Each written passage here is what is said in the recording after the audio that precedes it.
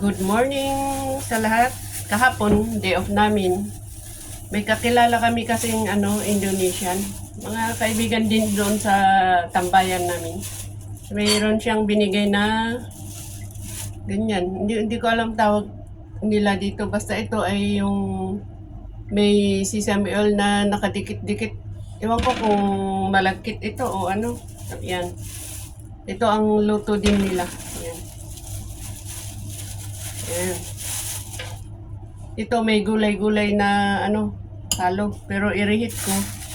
Tapos ilagay ko sa paper towel para mabawasan yung mantika. Alam niyo naman ang lola nyo.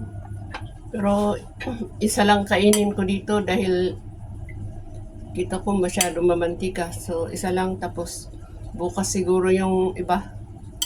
Pero ito dahil gulay naman, di ulamin ko na lang. Yan.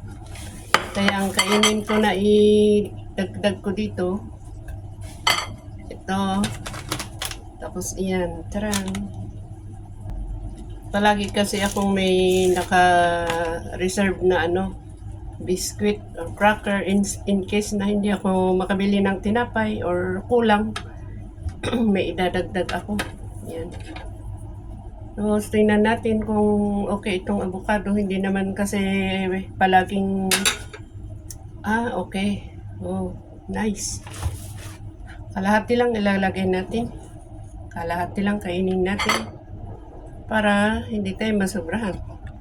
Ayan, imamash ko na para madaling ipatong dito sa at saka hindi ko nilalagyan ng asukal kung ano-ano pa. As in, ito lang, avocado lang. Ayan. Pwede nating gawing bite size. Bite size. Ganyan siya. Kasi pag nilagyan ng asukal o gatas kung ano-ano, adi syempre wala na, masira na yung ano pang makukuha natin. Malagyan ng asukal. May asukal naman natural.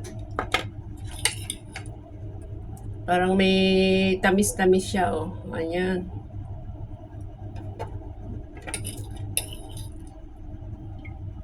Ewan ko, pero hindi tayo pare-pareho. Pero sa akin, ganito lang, hindi ko na nilalagyan ng kung ano-ano pa. Kasi gusto ko yung makuha ko talaga yung gusto kong makuha dito sa avocado. Hindi ko lagyan ng kung ano-ano. Kasi nga, lalo at ito ay mamantika.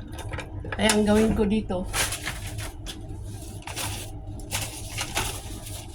gaganyan ko siya. Mamaya ko nakainin habang na-absorb niya yung mantika. Ayan. So, ganun lang kainin. So, ito na. Oh.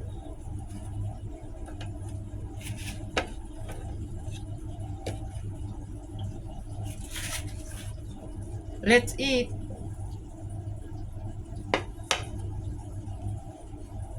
Tikman nga ito pala natin.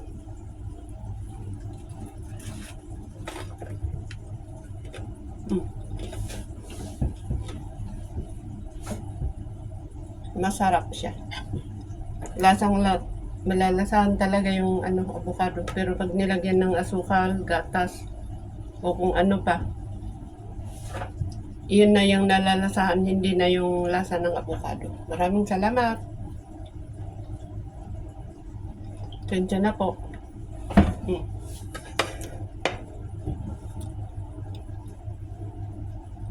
Hindi ko alam ang tawag dito. Glutinous siya, tapos may nakalagay doon sa loob na parang new.